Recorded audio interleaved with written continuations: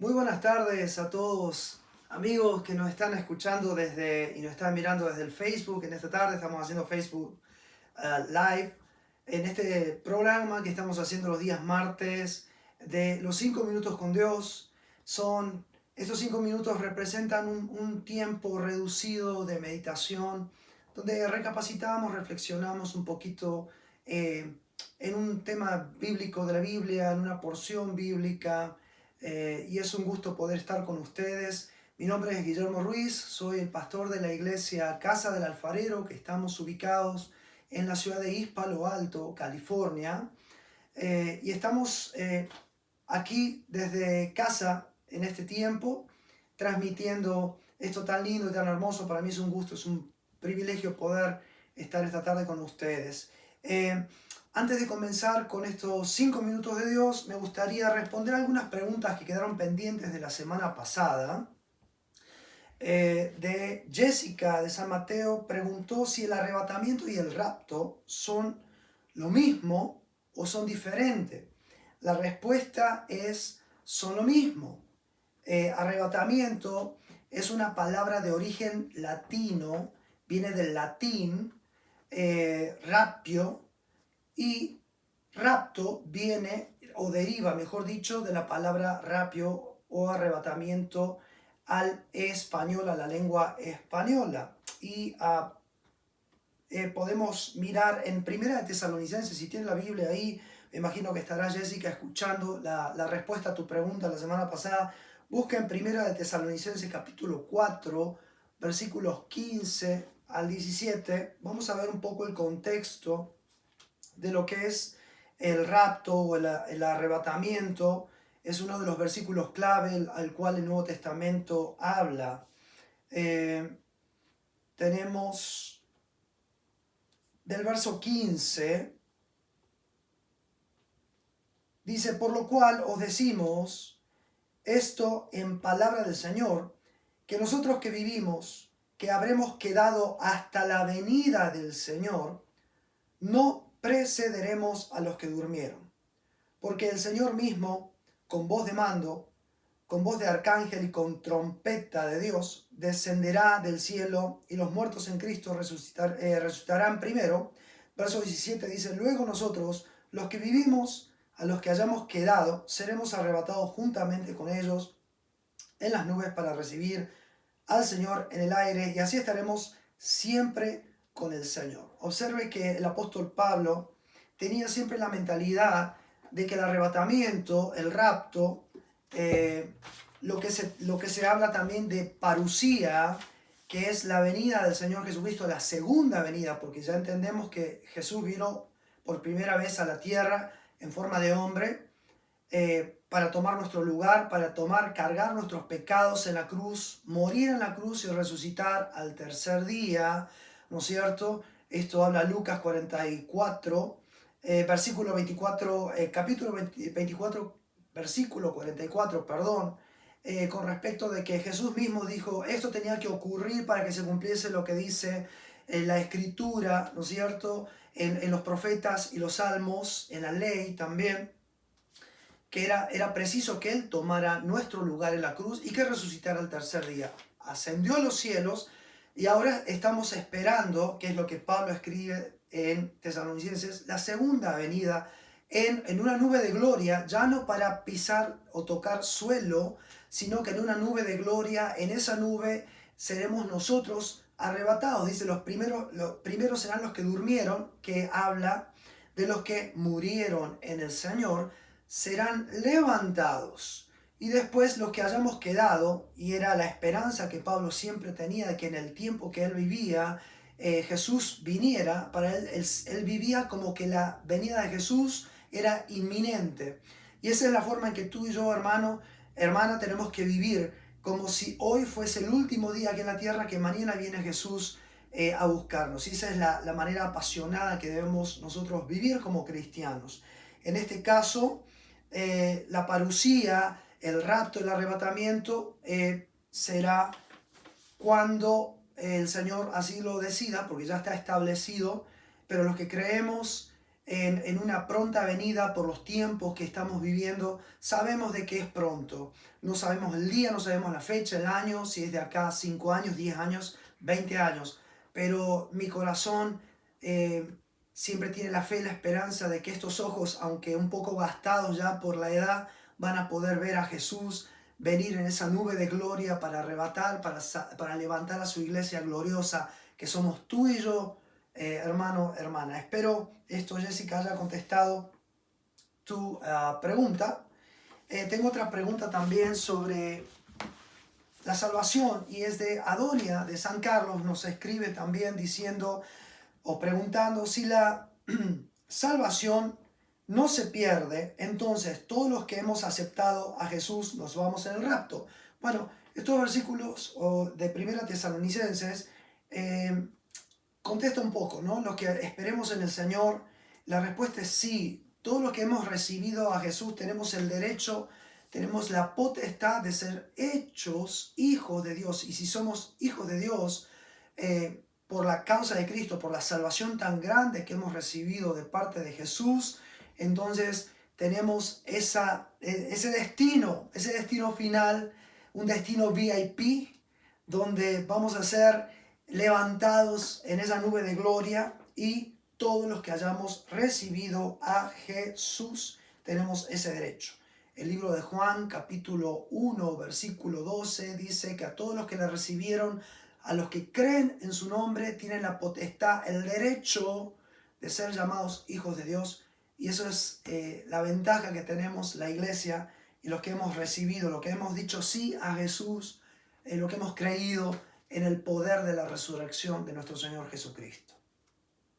Otra pregunta de Mónica de Redwood City dice si puede un hijo de Dios sentir temor. Es una excelente pregunta, al igual que las últimas dos preguntas. Son excelentes preguntas. Y déjame decirte, Mónica, hermana Mónica, de que el temor es parte inherente tanto del Hijo de Dios como del inconverso, el que no cree en Dios. Y tuve que ir un poco a la raíz de la palabra temor, porque pudiéramos decir, bueno, el temor no es lo mismo que el miedo, ¿verdad? Pero en este caso, la raíz de la palabra hebrea es yará, y tiene los dos sentidos literales, tanto temor, un temor reverente, como el que nos enseña la Escritura, y es el que vamos a ver, que lo podemos constatar, en el libro de Eclesiastés. Si me acompañas, Eclesiastés capítulo 12, el último versículo del capítulo 12 del libro de Eclesiastés.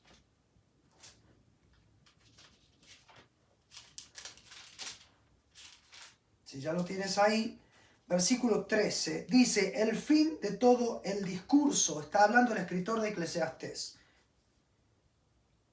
el fin de todo el discurso oído es este: teme a Dios y guarda sus mandamientos, porque esto es el todo del hombre.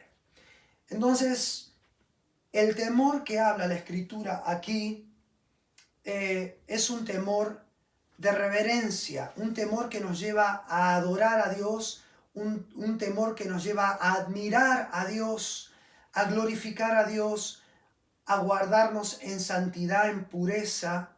¿Por qué? Porque ese es el temor que nos impulsa a tener ese estado, esa conciencia, ese estado de conciencia como hijo de Dios delante de Él. Ahora, podemos ver también, si nos vamos, que sería el contraste del temor, el Salmo 91, pongo como ejemplo, porque hay muchísimos ejemplos en la Escritura que habla del temor.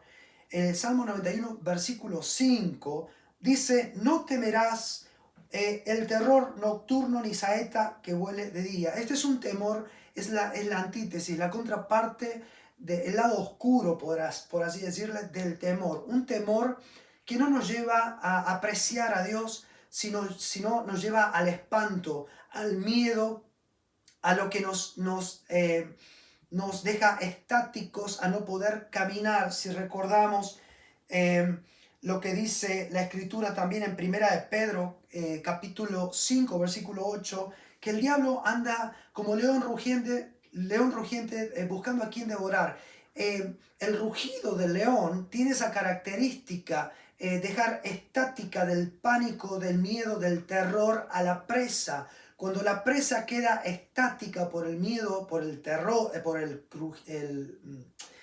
crujir o el rugir, mejor dicho, del león, es donde Satanás aprovecha. Entonces, ese tipo de temor no es bueno, no es saludable para el cristiano. Al contrario, ese temor hay que despojar, tenemos que despojarnos y dejarlo a los pies de Cristo, porque sabemos que el Señor tiene control de nuestras vidas. Y si Dios es con nosotros, ¿quién contra nosotros? No existe infierno, no existe Satanás, ni sus séquitos que puedan apartarnos de Dios. Y esa es la seguridad que tenemos que tener. Entonces, por ese lado, no debiéramos tener temor, porque Dios está con nosotros. Por el otro lado, el temor reverente es el que debemos buscar siempre. Temer a Dios y obedecer su palabra. Amén. Espero que esto haya contestado un poco sus preguntas. Si tienen más preguntas, pueden ponerlos ahí abajito, escribir sus preguntas, y con mucho gusto estaré contestando preguntas hoy en lo que queda del programa, y si no, el próximo programa con mucho gusto lo estaré haciendo. Y en esta tarde me gustaría compartir algo muy, muy interesante, porque en estos tiempos que estamos viviendo, tiempos donde quizás muchos de los que estamos quizás en casa, o los que tienen que salir a trabajar también porque están trabajando y prestando un servicio a la comunidad que es muy importante y que no puede dejarse de lado, como las prestaciones médicas de salud, ¿verdad? Aquellos que trabajan en hogares de ancianos tienen que trabajar. Quizás estén viviendo un tiempo de donde se necesita quizás aliento, un poco de cariño, palabras de apoyo, palabras de consuelo, palabras de amor, hermanos. ¿Quién no necesita sentirse amado? ¿Quién no necesita sentirse protegido? ¿Quién no necesita tener ese tipo de palabras de apoyo, especialmente en tiempos como los que nos tocan vivir en estos días, en el mundo en que estamos viviendo? Y quisiera compartirles directamente del amor y de la amistad que Jesús nos ofrece. Si hay alguien en quien nosotros podemos tener la plena seguridad de que, independientemente la situación que nos toque vivir, independientemente si estamos trabajando o no, estamos expuestos a un virus que es silencioso, que es invisible, sabemos que hay alguien, y ese alguien es Jesucristo, que nos ofrece una palabra de aliento, una palabra de amor, una palabra de apoyo, ese aliento que necesitamos para seguir caminando sin temor. Ahí entra la palabra que preguntaba Mónica de Redwood City: ¿es lícito tener temor? En este caso estamos invitados a no tener temor, porque lo que estás haciendo es una causa noble que le agrada a Dios, estás sirviendo a la comunidad, por lo tanto, sirviendo a Dios. Y déjame decirte que si tú sirves a Dios, Dios va a tener cuidado de ti. Así que ten la plena confianza, la plena certeza de que Dios está contigo ahí donde estás, en tu trabajo, de camino a tu trabajo, aún en tu casa. Pero, ¿quién no necesita saber de que hay alguien llamado Jesús que resucitó?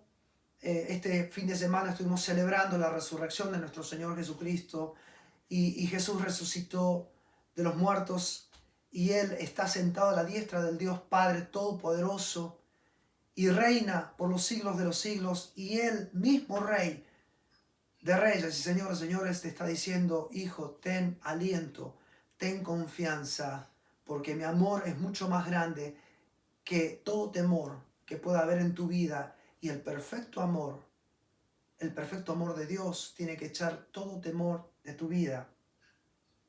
El trabajo de Jesús en la cruz cambió por completo, hermanos, la perspectiva y la esperanza perdida del ser humano. En estos tiempos hay mucha desesperanza, no hay mucha esperanza, no abunda la esperanza. Y es en Jesús donde nosotros agarramos fortaleza, nos asimos de la esperanza, de una esperanza verdadera, genuina. El mundo tiene esperanza a lo mejor en conseguir una vacuna, hablando de este virus que estamos viviendo, el coronavirus.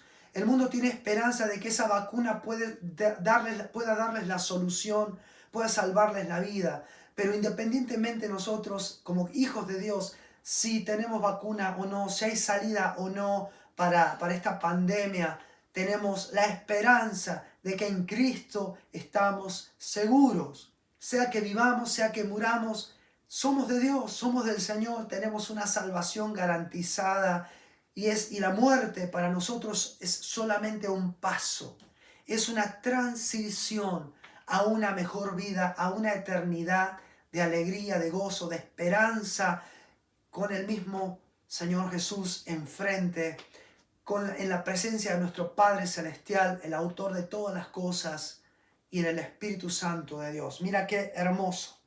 Jesucristo trae esperanza de una vida nueva. Jesucristo es la esperanza de vida eterna, esperanza de plenitud, porque el hombre no alcanza la plenitud a menos que haya recibido a Jesús en su corazón.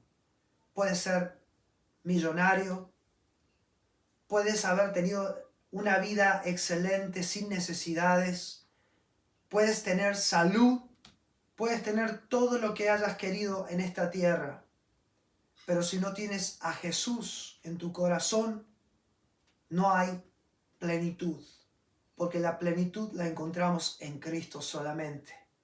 Y ahí está la invitación. Esperanza, una esperanza de conocerle a Él, de tener una experiencia personal.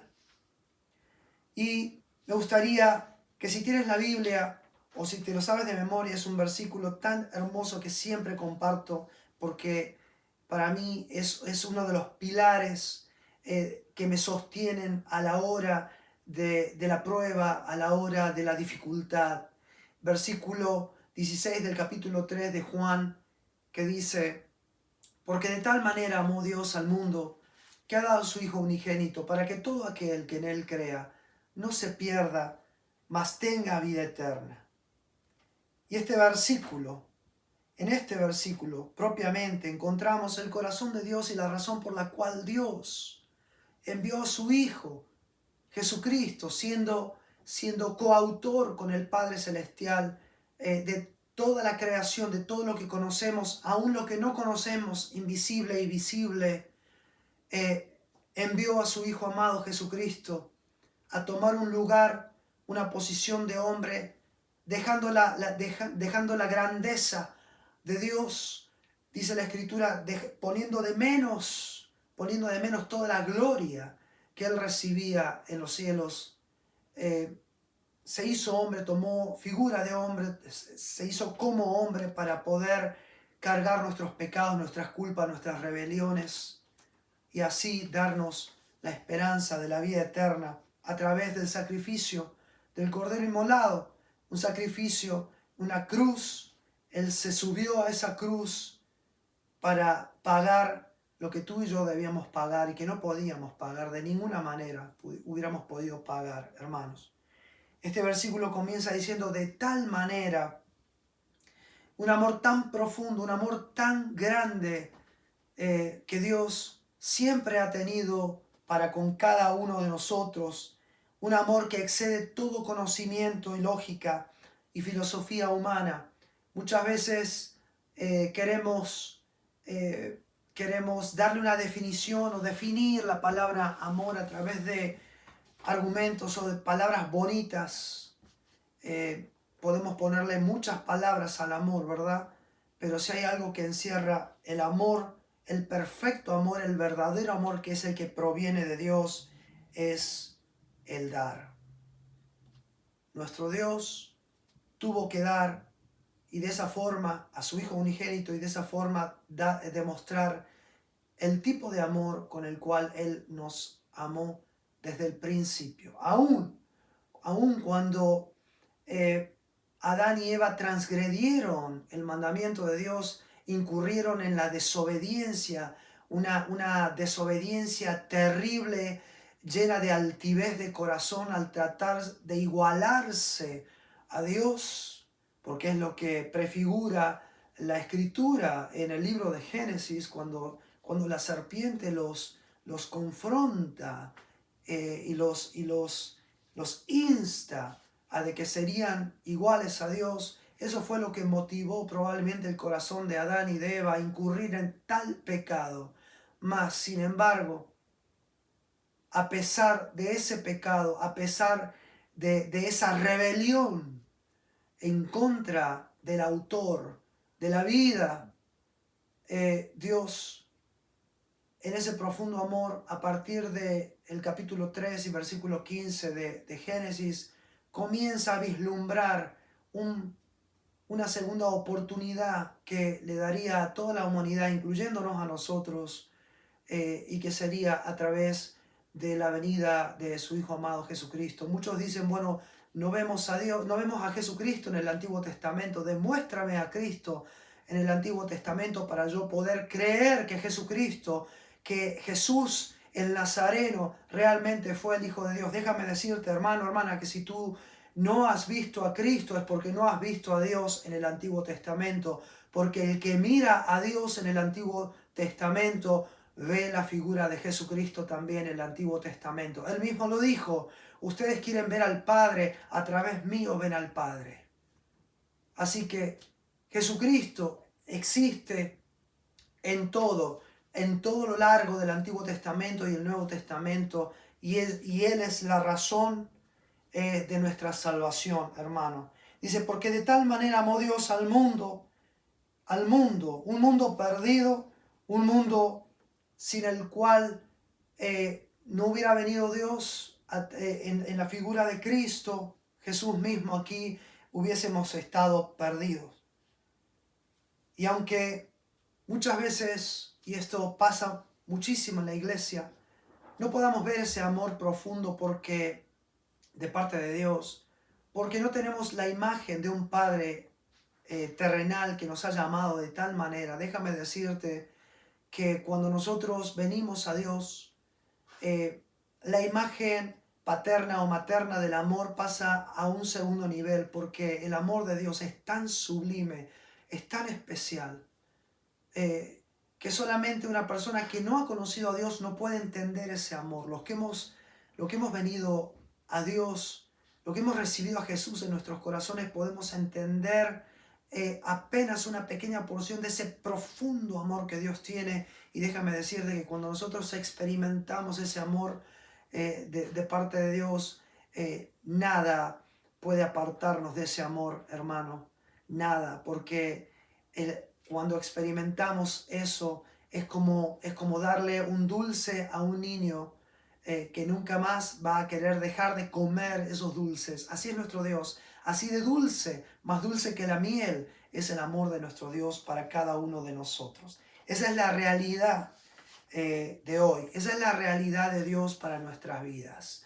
Y estar siempre en la invitación de parte de Dios, dice, porque de tal manera amó Dios al mundo que dio a su Hijo unigénito, para que todo aquel que en Él crea no se pierda, mas tenga la vida eterna.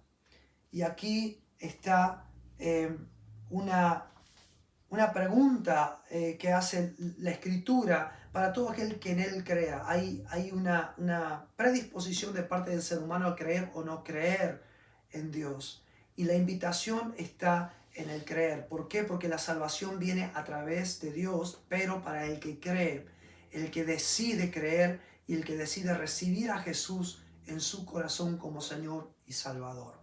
La invitación es, ¿quieres creer? ¿Te animarías a creer en Dios?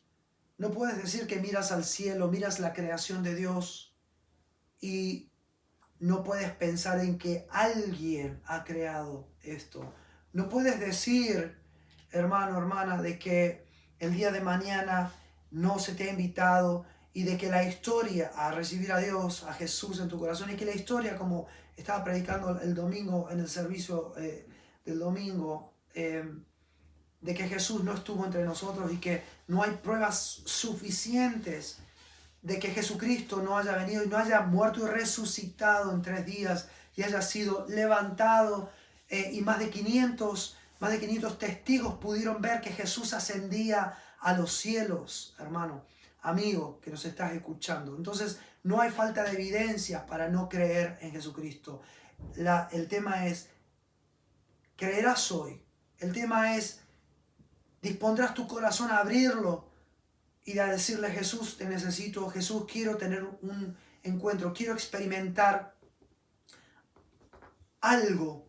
Todo lo que los cristianos dicen que tú eres, todo lo que la iglesia cristiana dicen quién tú eres y que tú haces por ellos, yo quiero tener esa misma experiencia. Yo te invito a que cierres tus ojos. Mira, Jesús dice: yo estoy a la puerta y llamo.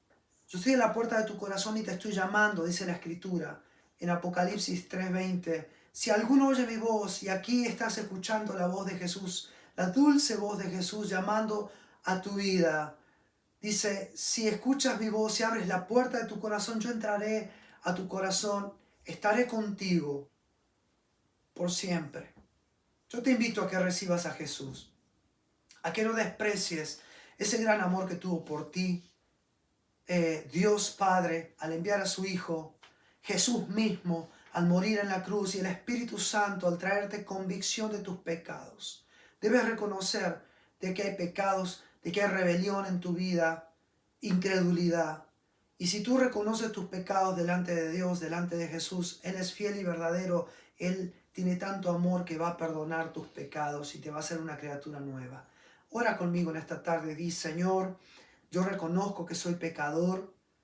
Reconozco que tú has venido a esta tierra, Jesús, y que viniste, Señor, a mostrarnos un mejor camino, el camino de la vida que solamente hay en ti. Reconozco que moriste en la cruz, pero que resucitaste al tercer día, y esa resurrección ahora me garantiza una salvación si yo te recibo en mi corazón. Yo te pido que entres a mi vida, entra a mi corazón, Jesús, lávame todos mis pecados, límpiame de todos mis pecados, y yo te doy gracias por esa salvación. Si has hecho esta oración, amigo, amiga, quiero que sepas y que tengas la certeza de que eres un hijo, una hija de Dios a partir de ahora, y que hay fiesta y gozo en los cielos por la mejor decisión que has tomado, la mejor decisión de tu vida, la has tomado hoy. Y quiero que sepas de que Dios te sigue amando y te seguirá amando, y Jesús vendrá a buscarnos en cualquier momento. Eres un hijo, una hija de Dios, y ahora perteneces al reino de Dios. Somos hermanos en Cristo, somos la iglesia de Cristo. Y si tienes pedido de oración, si quieres y necesitas oración, escríbenos un comentario y estaremos contactándote para orar por tus necesidades, de lo que tengas. Cualquier necesidad, estamos aquí para ayudarte con todo nuestro corazón, hermano y hermana. Que Dios te bendiga en esta tarde. Quiero saludarte e invitarte para el próximo jueves. Tenemos servicio a partir de las 7 de la tarde. No te olvides, 7 de la tarde estaremos aquí compartiendo palabra de Dios, porque es lo que necesitamos más que nunca en estos tiempos. Tu palabra, la palabra del Señor, tu palabra, Señor. Así que Dios te bendiga, y si tienes alguna pregunta, lo responderemos el próximo programa. Muchas bendiciones. Bye bye.